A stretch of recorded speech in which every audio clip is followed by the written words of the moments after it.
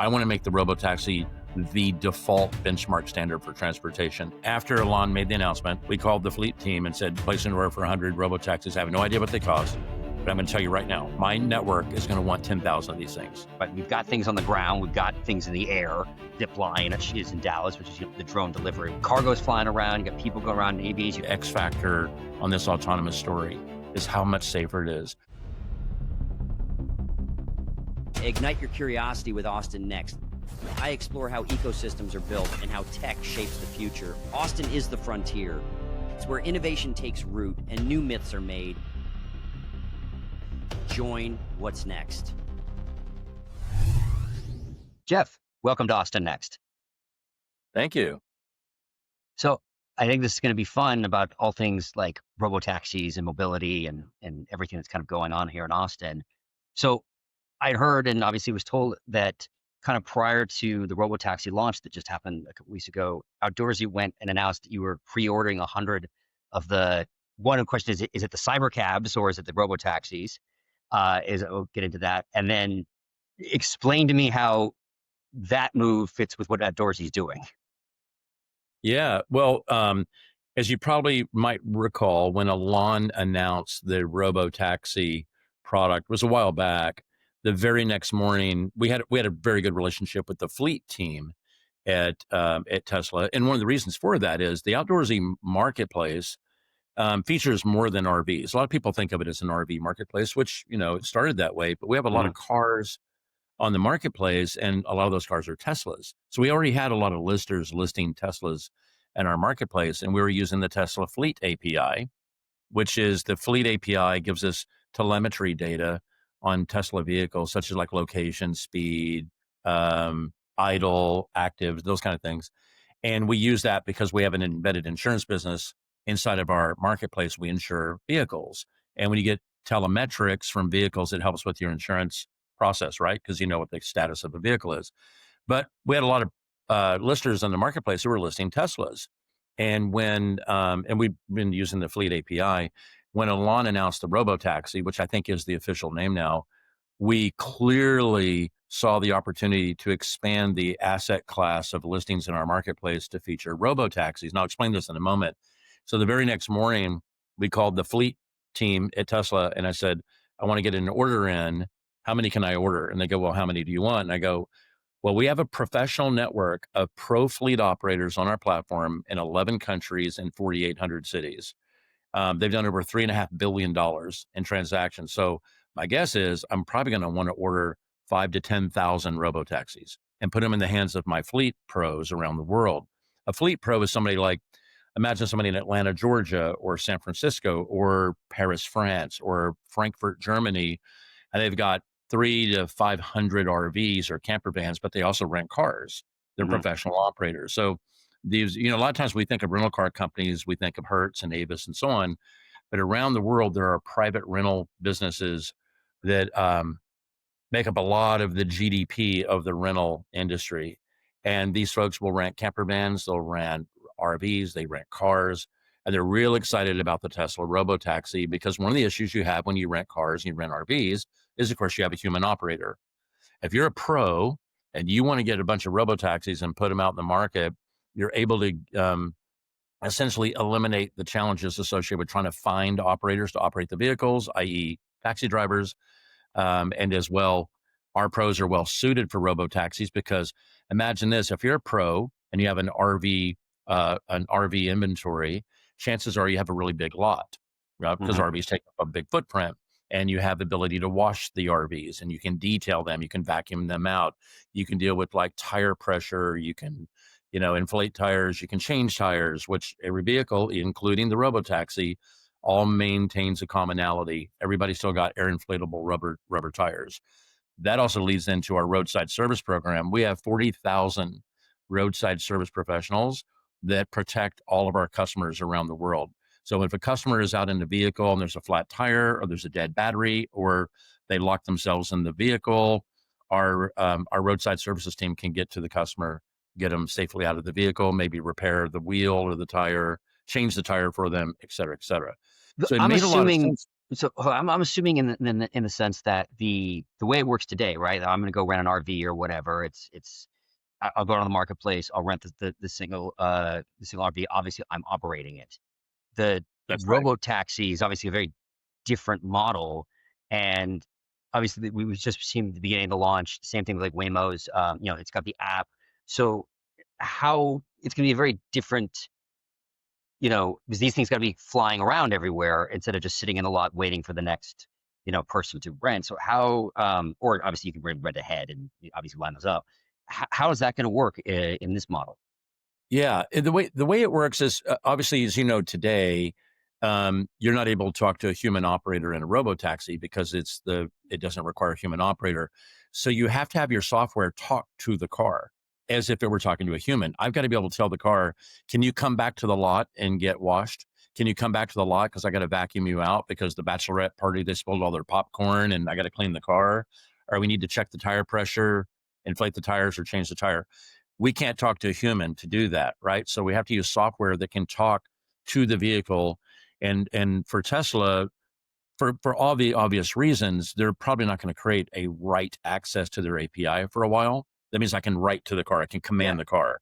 Today, the Fleet API from Tesla gives you the ability to read data from the car, but to write to the car, that is going to be exclusive to Tesla probably for a good amount of time because they're focusing on things like safety, which obviously is important.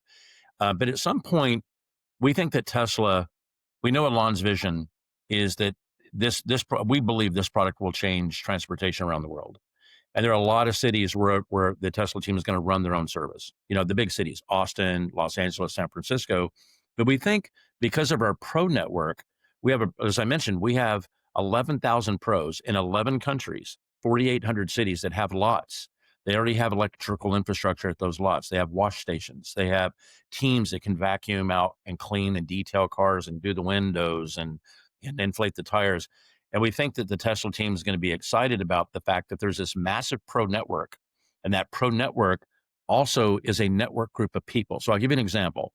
Let's say you're a pro in San Diego, one of our pros. You got some camper vans, but you buy 30 RoboTaxis. And now Coachella is happening. And the Coachella Valley, it's an hour and 15-minute drive from San Diego. You want to move your RoboTaxi fleet to the Coachella Valley during the event of Coachella and even Stagecoach so you can provide rides. Well, those cars are going to have to get charged eventually. They're going to have to get washed. The desert is sandy. There's windstorms. The cars are going to have to be cleaned. One of our pros, which we have in Palm Springs, will work with the pro in San Diego. And the San Diego pro will say, I'm going to move all my RoboTaxi fleet to you. We're going to work the Coachella Music Festival for the next 2 weeks in Stagecoach. And I'm going to share some of my revenue with you, but can you handle my fleet for me? You have a lot. You have an ability to wash the vehicles. You have the ability to charge them. You have the ability to vacuum them and detail them. And you have a roadside service team right there on site. There are lots of examples of how our pro network works like that. Another example would be Las Vegas. You got the big Mike Tyson fight happening. You want to get a bunch of RoboTaxis to Las Vegas for that event. So our pros will do, we call it fleet balancing. They do this all the time. Super Bowl in New Orleans. We have a pro in Houston. The pro in Houston wants to move their fleet to New Orleans for the Super Bowl. In this case, they tend to like to move black cars because if I'm an Uber driver and I have a Nissan Sentra and I live in New Orleans, but all of a sudden the Super Bowl's coming and I want to drive an Escalade, I need to be able to rent an Escalade, have that Escalade uploaded to my owner's profile on Uber and Lyft. And then for the week of the Super Bowl, I'm using an Escalade. I'm doing high value trips. And How do you see the difference? How do you see the difference though between the kind of the one-to-one rental and the fact that the robotaxis are constantly when you put, obviously yes, they're coming back to the lot to get charged, etc. But it is this,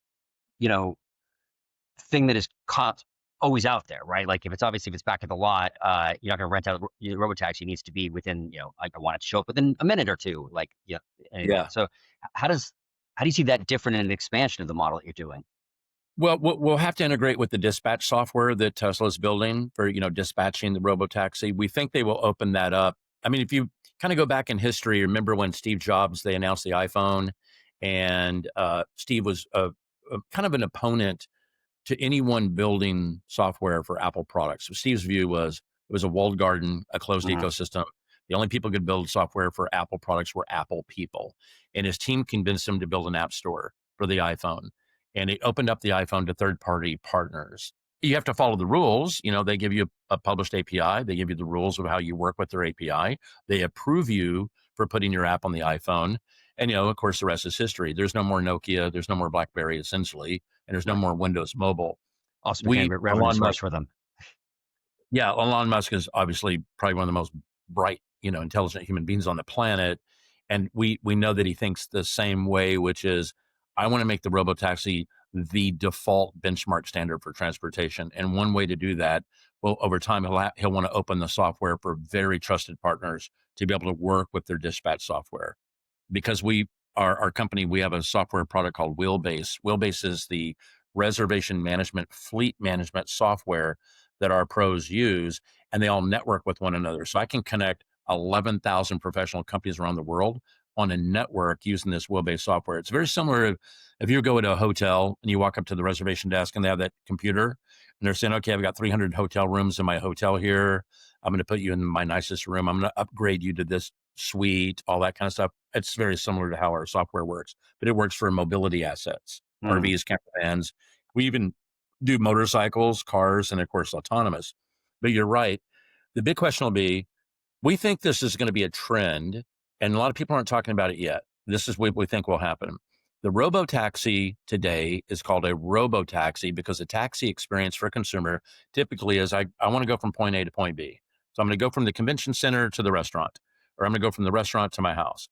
We believe there's going to be a blurred line between taxi experience and long-term rental car experience. And I'll give you an example. Let's say I'm in Miami at a conference with my wife, and we rent a RoboTaxi. We use a RoboTaxi for point A to point B, typical taxi experience. Then my wife says, you know what? I've never been to the Florida Keys. I'd like to go spend the day there, stay overnight, and come back tomorrow. Could we take this RoboTaxi offline and convert it into a long-term rental? And so why not, right? You should be able to do that. So using our pros who have the software, we could punch in our app, I want to take this taxi offline and I want to use it as a rental car for the next 2 days. And now it is removed from the network. It's no longer a taxi. It's now my rental car. So I didn't have to go to the Hertz counter. I didn't have to go to the Avis counter. I was already in the car, and now I go to the Florida Keys. 2 days later, I come back, the car drops me off at the airport, and our pro summons the car from the airport back to the his lot to be recharged, washed, cleaned, and so on, and get ready for its taxi business again. Mm-hmm. We talked about this with the Tesla team, and they said, that's fascinating that you see it that way. And I said, well, we have a lot of experience with vehicles. Remember, the average outdoorsy user will disappear in a vehicle for 7 days. They take a vehicle and they're gone. It's not like I'm taking a vehicle from a restaurant to a hotel. Our customers take these vehicles and they go away and turn them into long-term stays. So we think that's going to happen as well with the RoboTaxi. And I think that a lot of people will see that that's a thought that we have in how people will use them. And the Tesla team said, this is fascinating. Your customer base is unique and different than a taxi customer. It's a customer that wants to have a longer term experience with whether it's a car or an RV or a camper van. Well, it's been interesting because I've had this kind of car as a service debate a little bit, and the taxi to rental in the longer term is an interesting idea that solves one of the issues. One of the things that, like, I've got a family, I got young kids, and I've always said, like, I could see the idea of going down to one car, but I could never see the idea of going full car as a service because it's, I think, more for the type of people where is you have the situations where, like, okay, we go to the soccer game, and then right after the soccer game, we're going to, the dance recital and et cetera. You got multiple things. And the idea, of course, being that, like, and I need to keep the car because all the stuff I'm bringing from point A needs to go to point B. Like, I have a trunk, and the taxi, the RoboTaxi, works well in a situation like, oh, I just need to go downtown, and it drives me crazy for where I live in Austin. Like, getting an Uber out there if I don't want to drive down there and park is always a large pain. So that, I think, would be nice when, like, I feel like the RoboTaxi ideas, and then the way once the geofencing is eventually, like, opened up, that you'll have the ability to, we always have the problem of like the Uber drivers, it's not worth it for me to go out there. It's like, well, okay, but the RoboTaxi will. And so I think it's going to be this interesting balance of when we ask the question of how does self-driving, we own a Tesla, so like we use the self-driving all the time, but like how does this kind of either challenge or augment, like how do we think about like the personal vehicle ownership? Well, there's another example that you cited there because when you go from point A to point B, you got to haul all this stuff, and we think because when Tesla releases full autonomous, so unsupervised FSD, Yeah. it's going to be released across the entire fleet of assets they have, including the Cybertruck. There are a lot of Cybertrucks for rent on Outdoorsy today. One of the things that happens is a typical use case. So Germans, there's 82 million Germans, and Germans love camper van travel in America. They love the Grand Canyon, Yosemite, Yellowstone, and that loop, that Western U.S. loop. So typically when Germans fly in, they'll fly into Los Angeles to pick up their camper van. They usually have to get a taxi, and they have to take a taxi an hour away to go pick up their camper van or their Cybertruck. In this case now, our Pro can have the Cybertruck deliver itself to the airport for the German family to get off the airplane and just get in their Cybertruck and then drive it to, if they want to go to the Grand Canyon or where they start their route. So our Pros view unsupervised FSD is a way to start delivering cars to customers as they arrive in cities, which a lot of people don't realize, but camper van travel in America, most people fly to the RV. So for example, if you and your wife say you had an RV, but you really want to go to see the changing of the leaves in Vermont, chances are you won't drive your RV from Austin to Vermont.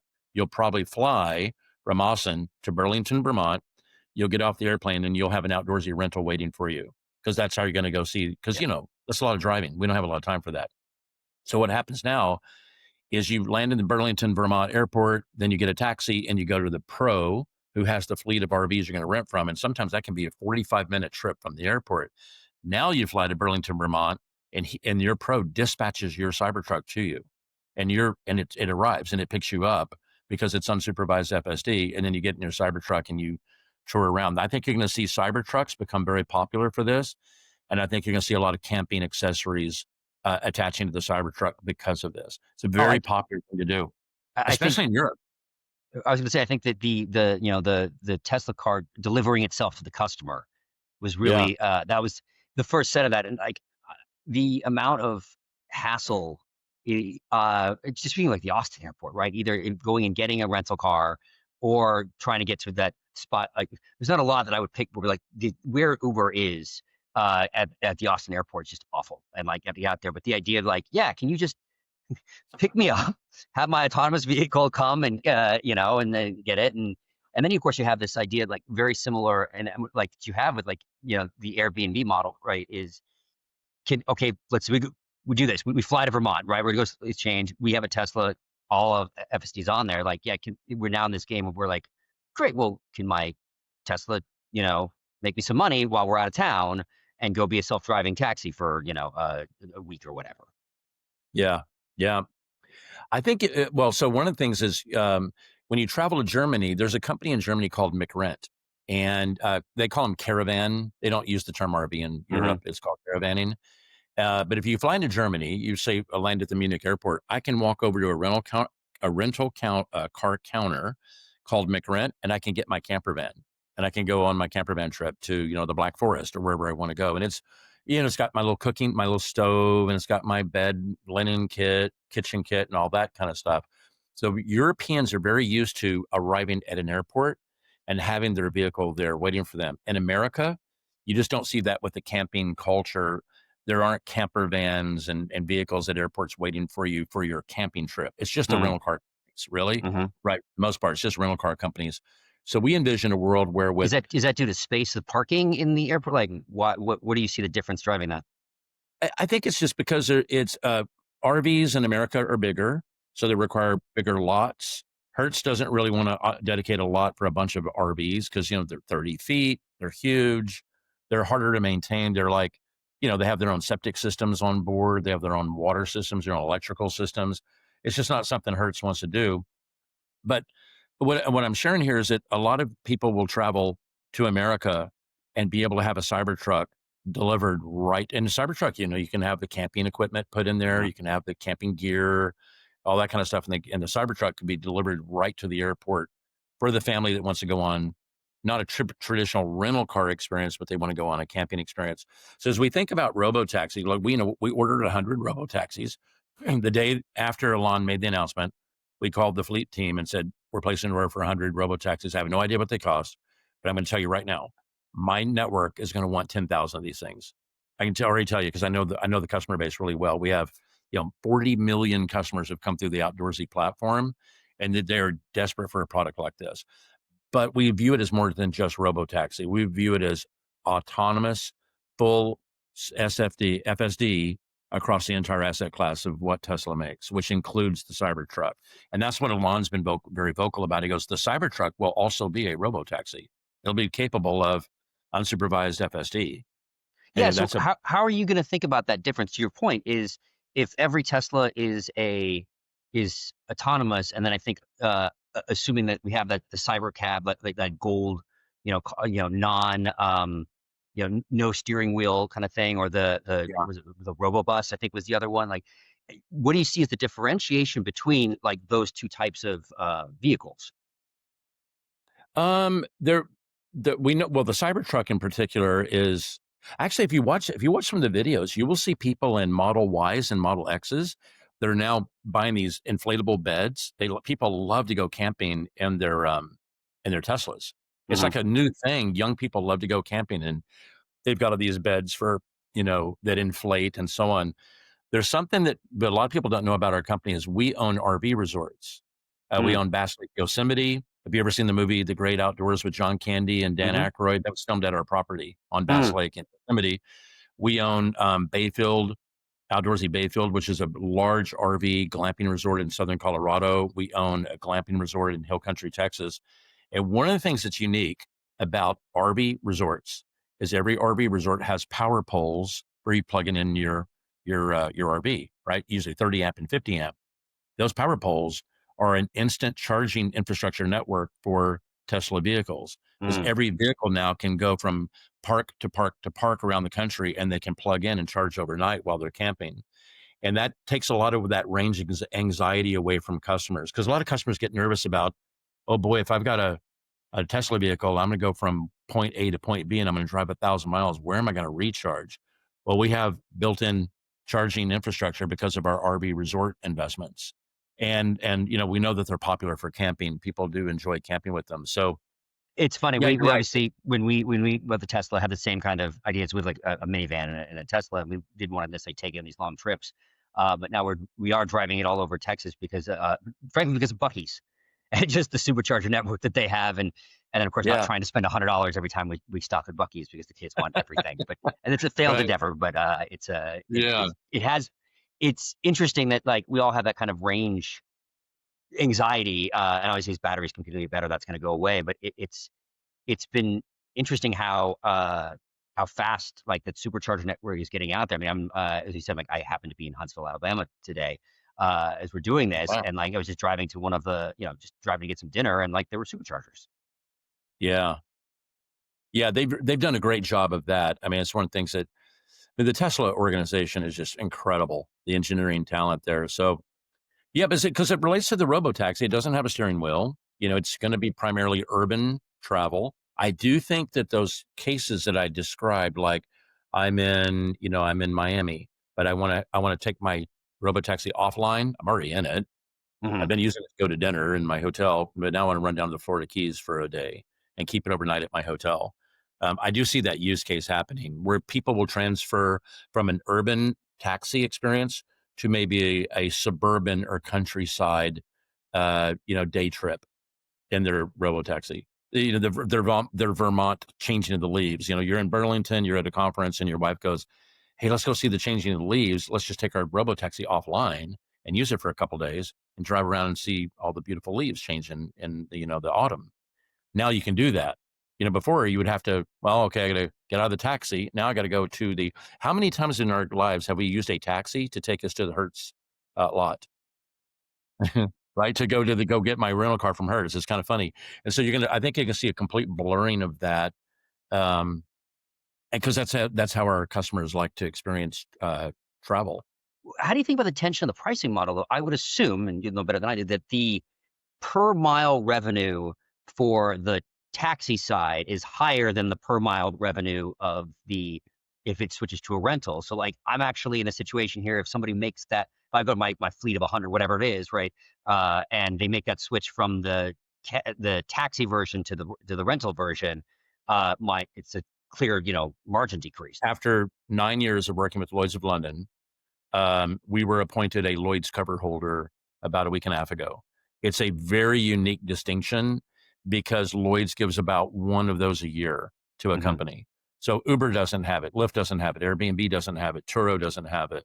But our insurance division called Romley was appointed as a Lloyd's Coverholder. And what that really means is that we can write risk now directly off the Lloyd's balance sheet. I'd say we spent a lot of time in the UK with the Lloyd's team and the Lloyd's syndicates. We're very close to them. And one of the things we're developing is, you can imagine with RVs, there's a kind of a crazy story, but when the RV industry invented the RV, the insurance industry didn't know how to rate it. They're like, we don't know what this thing is. Is it a house? Is it a truck? We don't know what this thing is. So they said, well, I know what we'll do. We'll just call it a recreational vehicle. And thus that's how it got its name. And then with the recreational vehicle, the insurance underwriters and actuarial scientists said, okay, if it's an RV, we're going to put it in the risk bucket with all the other recreational vehicles that include dune buggy, dirt bike, jet ski, snowmobile, and I was another one, jet ski, snowmobile, and like ski boat. And so those are all the things where you go to break your arms and break your legs, right? Those kind of things. The RV got dropped into that bucket. And so the insurance industry said, okay, it's very dangerous. As a result of being very dangerous, we're going to have very unique insurance laws around it. When one of those is, we call it the thou shalt not rent clause. It's called commercial exclusion. So if you own an RV, it's a violation of state insurance statutes to commercialize your privately owned RV. That's why you never saw a marketplace for RVs. Okay. It was a big administrative error 30 years ago. And so we started working with insurance companies and we said, did you realize that the RV is the safest thing in the world? Nobody drives them. They camp in them. It's basically a hotel room. And the insurance industry said, that's a good point because we don't think we ever see insurance claims for RVs, especially liability claims. Like nobody's getting killed in these things. I go, yeah, it's because people camp in them. People don't like to drive them much, right? They're big, they're huge, and they're always driven in rural environments. So we had to figure out how to solve insurance. We built a custom insurance product to insure RVs with Lloyd's of London, and that's what enabled Outdoorsy to take off. And that's how it got started. But along the way, we said to Lloyd's, when the RoboTaxi comes out, when somebody rents an RV, they rent it for 6 to 7 days on average. The Europeans rent them on about 15 days on average. So we insure by the day. When the RoboTaxi comes out, I need to be able to insure by the minute, and I need to be able to insure by the foot, right? So I may take a RoboTaxi 3 blocks from here, and that's not very long. I mean, it's like, 300 feet or 4,000 feet. So now I have to understand insurance by the foot, and I have to understand insurance by the minute. What happens when the RoboTaxi, the use case, you and your wife are in Vermont, and your wife says, hey, let's take the RoboTaxi offline. Let's use it for a couple of days to go see the changing of the colors, the leaves. Now I got to understand how to change my insurance model from insuring you by the foot and by the minute to now by the day. Our insurance does that. Our software does that. I don't know, but we might be one of the only companies in the world that can do that because our wheel-based software understands where a vehicle is. Because remember, we get telematics data from a vehicle. I know within 3 feet of where that vehicle is. I know if it's speeding. I know if it's doing hard braking. I know if it's turning right or left. All the stuff you would see in your phone. We get all that data in wheelbase. So immediately when your wife says, let's take this RoboTaxi offline, let's convert it into a 2-day rental. She hits a button, take it offline. Our wheelbase software goes, okay, this thing's offline. It's no longer a taxi. This couple is now taking it for 2 days. And now I'm going to flip my insurance model from by the foot, by the minute to by the day. And it's a very unique, it's basically dynamic underwriting based on behavioral analysis. And that's why we were appointed as a Lloyd's Coverholder, because we have the level of precision. We just won an award for our insurance rater. It's an AI-based rater. We were just awarded the innovation award by a company called Celent, CELENT. They're kind of like the McKinsey of the insurance industry. Mhm. And it's a global recognition. It was like 2 weeks ago when we were recognized for our AI base rater. And so it enables us to do that. And so it's very unique, but it's tailor made for the RoboTaxi world. And that's why Lloyd said, you need to be placing orders for these RoboTaxis because yes, Tesla is going to want to run their own service in big cities around the world, but there are probably a lot of opportunity for you guys as a third party to operate in maybe even the secondary cities. So maybe Uber says, well, we have to have Munich and Berlin. And we go, okay, well, we'll take Stuttgart and Frankfurt and Innsbruck, Austria. And they go, great. Well, we're going to take London. We go, great. Well, we'll take Birmingham and we'll take Manchester. I think the way that the Tesla folks we've been meeting with, the way they think is definitely open platform. However, today they're going, look, we gotta keep this a little bit closed right now while we work on our safety, the safety stuff that we're working on, which is the smart thing to do. Yeah, it's geofenced. You've Yeah. got like only like 10 or 20 vehicles out there. But it's funny because I was in like this last Saturday, I was down South Congress and saw one in the wild. And then saw a bunch of like I felt like he was supposed to get like gang warfare. I literally saw like 6 Waymos shortly thereafter. And I actually think it's a good pivot moment because like I think it's amazing everything that's happening in Austin, specifically in autonomy, right? We had the RoboTaxi launch.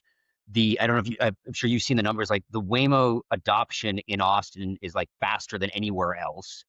We've now got eVTOLs with like Lyft aircraft downtown that you can start taking. Then you got, the delivery robots on the street, and then we've got all the robotics and drone companies. I've started like, as someone kind of really into the narrative, calling Austin the autonomy capital.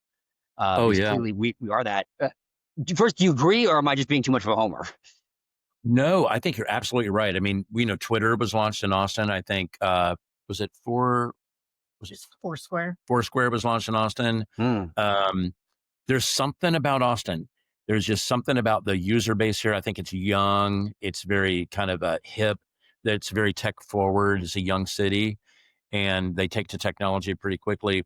But because of what's happening with Waymo and Tesla, you're now attracting robotics engineers to relocate to Austin. You're attracting AI scientists to relocate to Austin. So this obviously the RoboTaxi is the first true physical manifestation of artificial intelligence and robotics created for human experience. So we get to experience every day in the form of a RoboTaxi, and it's drawing a lot of engineering talent to this town. And then you have Stargate. Stargate's right down the street now, Abilene. It's the largest construction project in the history of the United States. That thing is going to go over $1 trillion when it's done. That is the big, massive data center, the artificial intelligence data center. OpenAI is doing, and Oracle exactly. And so I think you're going to see Texas become an AI robotics capital, and I think Austin will be basically its ground zero for all that stuff, which is really exciting.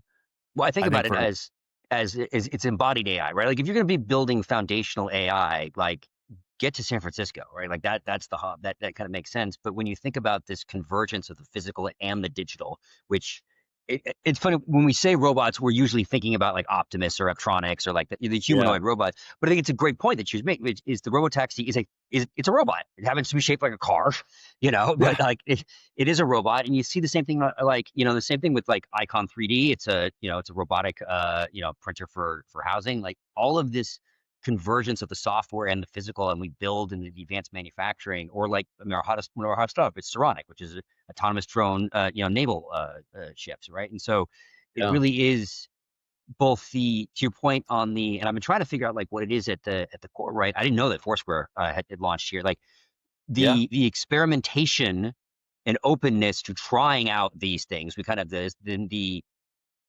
willingness to both try it and then like it explodes here, right? As I said, like Waymo's launch here was so much, but then it is also as you just said, like we're attracting all these engineers, we're attracting these founders, these different type of ideas that are really about, okay, how do I build embodied AI? How do I build autonomous? We had the like the name of the company, but it's based here, but they're building an autonomous cargo lane from Mexico to up into Texas as well. So like all things autonomous seem to be emanating out of here. Yeah. There's There's a company that makes autonomous forklifts that's out of Austin, Oh, and they just I just saw them. Yeah, Terraform, I think is yeah. the name of it. Yeah.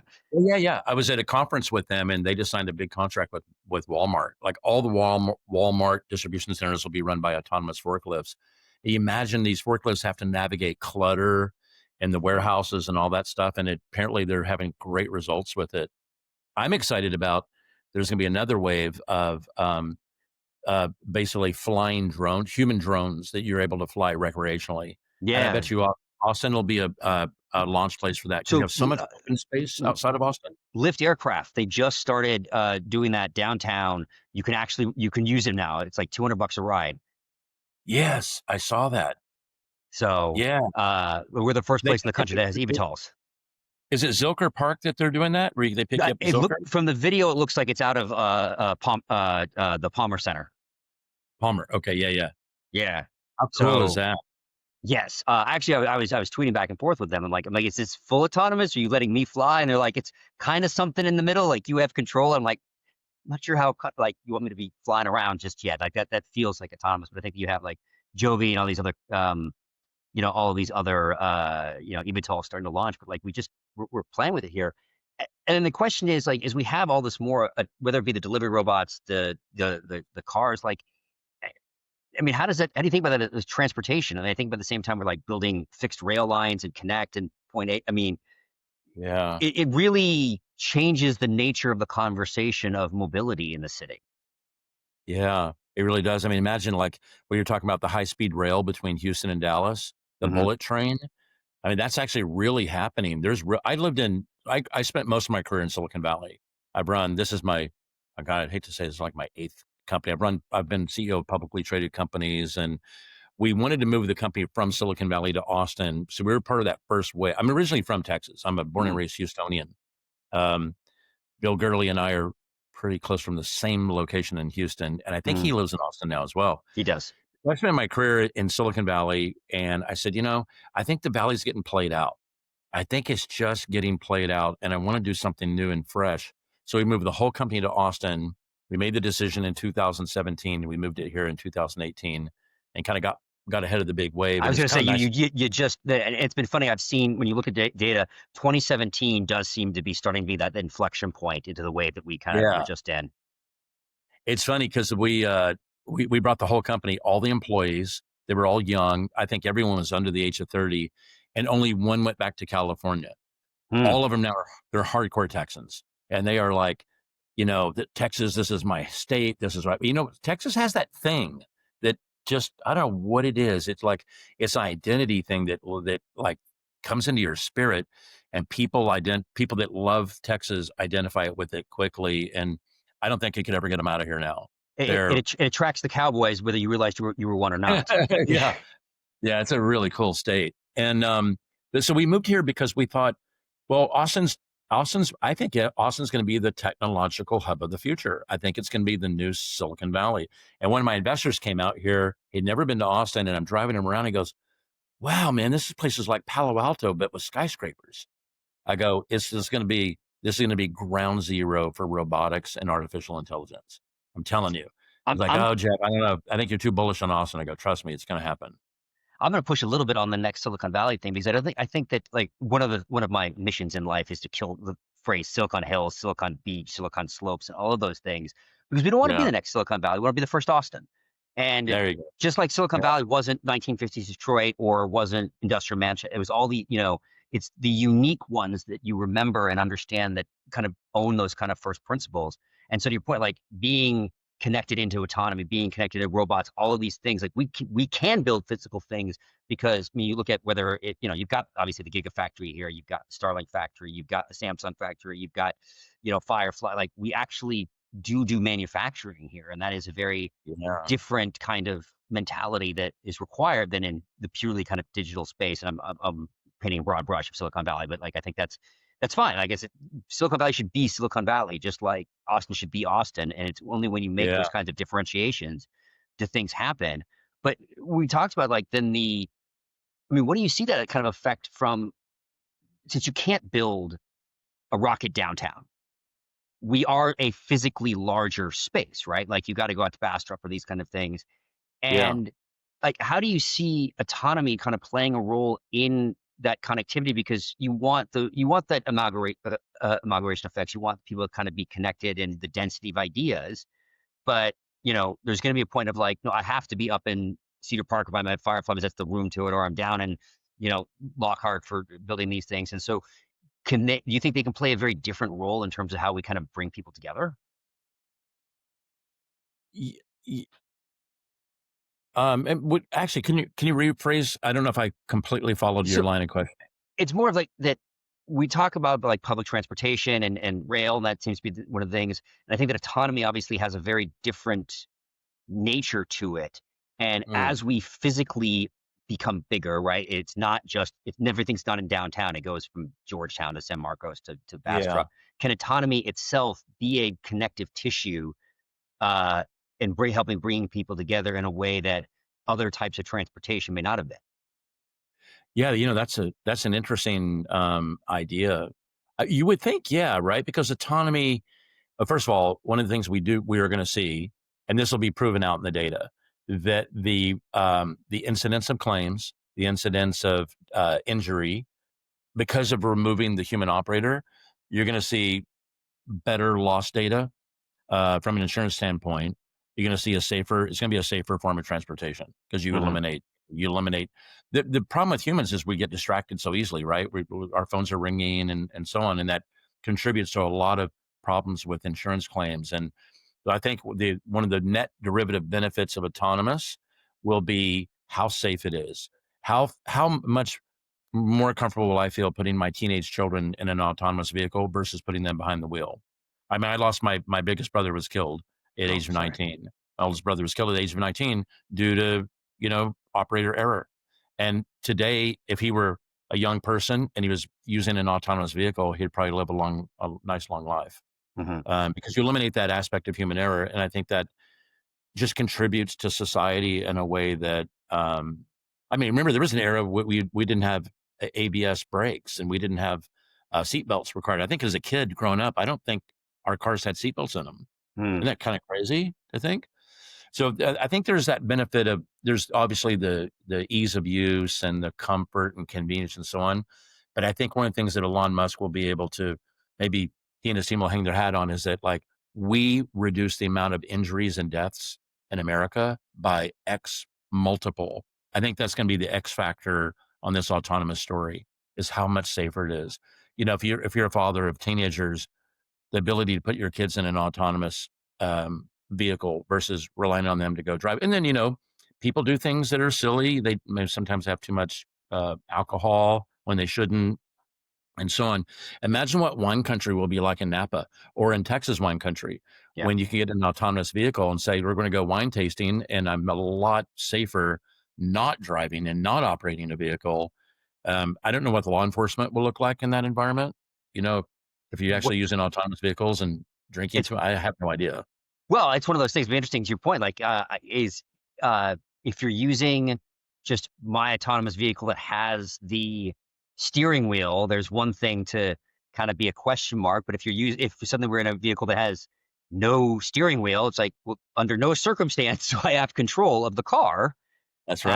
Uh, and it becomes, I mean, this is like kind of the regulation in many ways is always way behind this because it's a great question, right? Like, how do we start thinking about some of these things, and then how do we create the sandboxes to play with this without like killing it in the crib? Because always you say like, well, no, you could never, you could never drink in an autonomous car because that's still drinking and driving. But you're like, what are we talking about here? And to your whole point, like it creates, whether it be your go to Vermont or go to the Keys or even in like Texas wine country, like, yeah, it's when we've thought about going, and like my wife went once, I haven't gone yet, is like, yeah, you're like, okay, so I got to drive out there, either get a hotel or one of us really doesn't, like, it's an entirely different experience versus saying like, no, I can go out in the morning and come home in a very different type of environment, and it just expands the space available, whether you're at home or like the other guys, or you're on vacation, just the thing's very different. You know what? I think you bring up a good point, Jason. That might be one of the things we do with our autonomous order is we put some cars out in Fredericksburg and we have a pro out there, as a matter of fact, and we also own a glamping resort, and we could have the RoboTaxis serve as a way to transport our customers from our resort. We have 2 bars at the resort, and a lot of people like to go into downtown Fredericksburg for dinner and then come back. It could be an interesting use case for us to show that the RoboTaxi being used in an environment where there's wine tasting happening and people are having these festive weekends, it's a way to keep people much safer. Especially if it doesn't have a steering wheel, then how does law enforcement say, hey, I guess you weren't really operating the vehicle because there's no way for you to operate the vehicle. Worst thing I did is I I punched in the destination wrong. You know. Yeah. Yeah. What do you We'll think have to about see how. what do you think about autonomy and like cargo though? Like we obviously have. I mean, there's one of the, I don't know whether it was like the Cybercab RoboTaxi launch video or other ones where it's this kind of thing of like, okay, so I go downtown, I'm gonna go work whatever, and right now my car is sitting in in the parking lot, just sitting there. But this idea of like, hey, I've got 5 errands to run. Go Yeah. run my errands while I'm sitting there. Go drop drop these packages off, pick up the thing from the mail. I mean, obviously, infrastructure as a whole, if I'm going to suddenly be going and say, like, go get my groceries, well, someone has to go know the robot basically is there to get the grocery, to load it up. Yeah. But it becomes a really interesting thing when the non-people movement side of autonomy really kind of becomes a very interesting and different case, right? Because if my car doesn't need Yeah. to sit idle, it can work for me in some way, shape, or form. Yeah, that's true. I think, so one of the things we're doing here at the Outdoorsy Group is we're investing heavy in AI. We own our own private tenant LLM.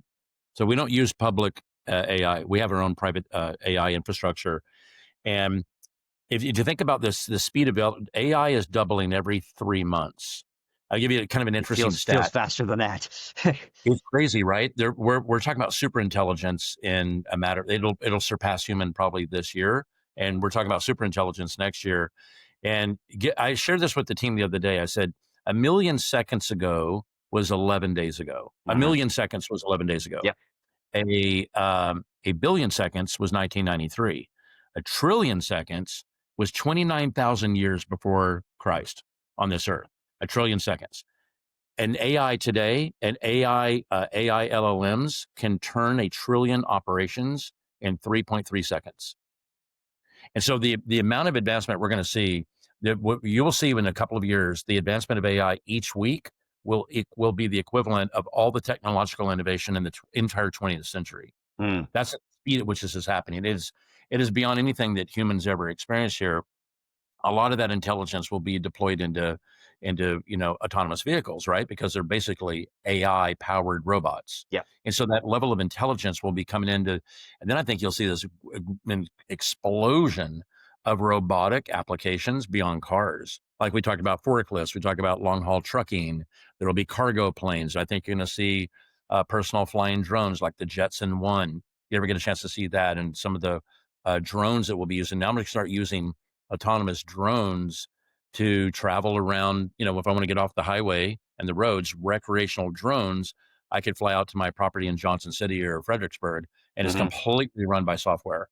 There's a company called Skyrise, and Skyrise has created AI autopilots for helicopters, and it has multiple layers of AI speed and intelligence and the autopilot. And one of our investors got a demo of this. He had to go to a helicopter course where they train him in a simulator how to fly a helicopter. So you have that collective and you have that other thing, I don't know what's called. And he goes, then they go up in the helicopter. They were in Southern California. They go up about 8,000 feet. And then the instructor says, okay, I want you to try to crash the helicopter. Do anything you can to crash it. And the guy goes, well, I'm not going to do that. And he has no experience with helicopters. So the instructor starts pushing the knobs and all the stuff to try to make the helicopter crash, and it won't crash. The autopilot keeps correcting for it. And then he tells the investor, this is our investor. He says, I want you to turn the engine off. We're going to kill the engine at like 8,000 feet. He goes, that's crazy. And the instructor reaches over and pushes the shut off and the key and killed the magneto and killed the engine. And the helicopter, the autopilot system started to manage how the blades turned, how they pitched. It was navigating. It was using aviation and navigation to find a safe place to land. And it auto-rotated the helicopter and landed it safely in a park. And he goes, now, when you're a human In a helicopter and something goes wrong, you have like a couple of milliseconds to make a decision. You got to aviate, you got to navigate, you got to then communicate. And he goes, and just humans aren't built that way. Our brains don't work like that. We're biological. And that's one of the reasons why you see fatalities with, helicopters if you have a mechanical malfunction. And this technology, this AI technology makes it essentially impossible to crash a helicopter. It's called Skyrise. Mm. Of course, they've raised, a ton of money. Everybody's putting money in the company and they're going out, they're retrofitting, I don't know, the Robinson helicopters and Bell Jet Rangers and so on. So that recreational pilots now can buy helicopters and you can say to your insurance company, I couldn't crash this thing if I tried. Yeah. Well, weather environments and so on, that will completely operate itself with 3 layers of AI that will completely control it. So if layer 1 failed or layer 2 failed, there's always layer 3. And then, of course, the human You would layer. assume if that technology was widespread, like Kobe Bryant would still be alive. Yeah, that's their pitch, by the way. They said if Kobe Bryant's helicopter had this technology, he would be here today. Yeah. Fascinating stuff, huh? Yeah. Just the shape of this technology, and then the way it's going to shape our cities, right? Like the question is, do we need, how are roads going to look different? How are, do we think even, I mean, we start thinking more 3-dimensionally, right? Like we've got things on the ground, we've got things in the air, we've got like zip line, which is in Dallas, which is, the drone delivery, which I'm like, come down here. Yeah. So cargo's flying around, you got people going around in AVs, you can go out to Fredericksburg easy. Like it creates this entirely different dynamic, and I think pulls a lot of us together. And I think it's really amazing what this technology, does. And it's so easily, I think one of the things as we move into the physical world for technology, it just creates a different kind of understanding and story. Like we were walking downtown and my 6-year-old, saw a Waymo go by and said, why does it have a steering wheel? I was like, Yeah. that's a good question. I don't have a good answer for you outside of the fact that you just haven't taken out of that. But like, there's a much more innate understanding of technology and an inspirational aspect to it when it's just around you and physical. Like obviously the mobile phone and everything has been amazing, and all the software revolution's been amazing, but it's just something different when you can see it, feel it, touch it. Yeah. It's true. I mean, we're talking about digital employees that we will be deploying at the Outdoorsy Group in 2026. We're already doing some of it now, with agentic AI, but there will be digital employees in the future. Oh yeah, you see like that'll work Shopify and alongside of- Moderna and these kind of companies are asking, like, you need to answer the question first of, can technology, or agentic AI or any of these things do the things that we need to do, or do we need the person, right? Can it augment you? And then so it's a very, as we head towards kind of like that, Sam Altman $1 billion one person kind of company type of environment. We were, the CEO of NVIDIA, Jensen Huang, said we were at a conference with him in Boca Raton. It was this huge, it was at the Boca Resort, and he was on stage and he said, the first $1 billion single employee company has already been founded, and that person's sitting in this room right now. And of course, everybody's looking around like, who is it? Who is it?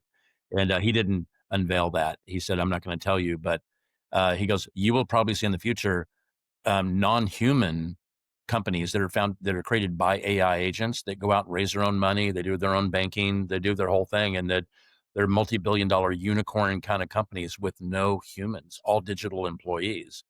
And I might be the last generation probably of CEOs that are managing pure, human-based businesses. They can imagine like your children one day will be running companies where they may have millions of Einsteins in their company that are running off of servers. It'll be interesting to see what kind of world we're in then. Well, of course, the Claude experiment that happened like whatever last week or a few days ago that they were saying, where they did basically say, Claude, go run a business, and it did some weird things. Was it hallucinating? It was hallucinating. It was making, bad moves and so forth. I mean, it's clearly we are. I mean, this is one of those things where like I never see them as separate, right? It is really and I don't like human in the loop, because that just kind of phrases it as like, oh, you are a safety check. It's like, no. AI is giving humans superpowers.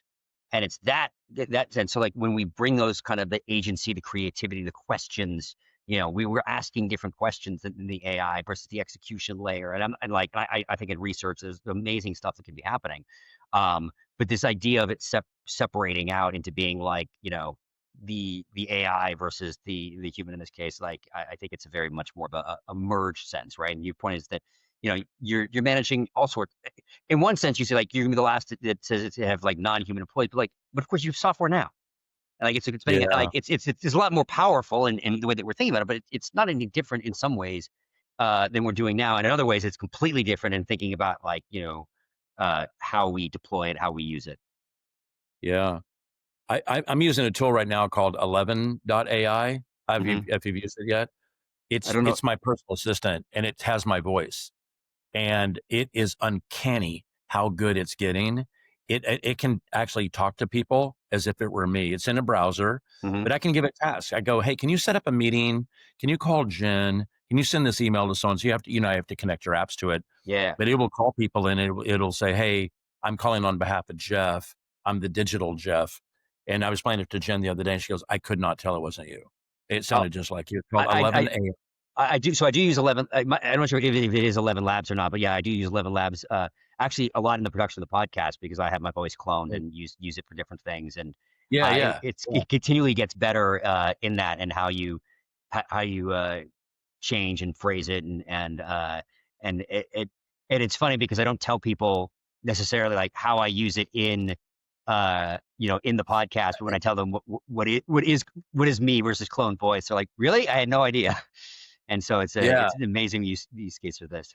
Well, the learning that when I'm playing with it because the learning, as I mentioned, we have our own private LLM where we built our own Gemini Vertex stack here, and every day it gets better and better. All of our documents in our company go into it, and it's now helping us with management decisions based on data from the business.